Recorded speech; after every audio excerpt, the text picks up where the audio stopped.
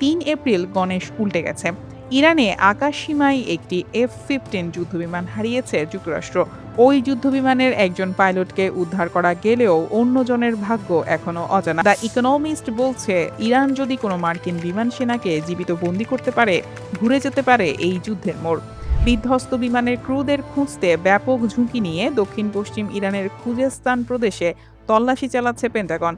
এই উদ্ধার অভিযানগুলো অত্যন্ত ঝুঁকিপূর্ণ, কারণ এগুলো ছোট আগ্নেয়াস্ত্র বা কাঁধে বহনযোগ্য রকেটের সহজ লক্ষ্যবস্তু হতে পারে। কিছু গণমাধ্যমের খবরে বলা হচ্ছে, উদ্ধার অভিযানে অংশ নেওয়া একটি ব্ল্যাক হক হেলিকপ্টারও হামলার শিকার হয়েছে। মার্কিন সংবাদ মাধ্যম নিউজমেক্সের তথ্য মতে এর ক্রুরা সুরক্ষিত আছেন। F-15E স্ট্রাইক ঈগলে একজন পাইলট এবং একজন ওয়েপন সিস্টেম অফিসার থাকেন। নিখোঁজ দ্বিতীয় ক্রুর ভাগ্য এখন সুতোয় ঝুলছে। ইরান নিখোঁজ সেনাকে খুঁজে দিতে পারলে প্রায় ১ কোটি টাকা পুরস্কার ঘোষণা করেছে।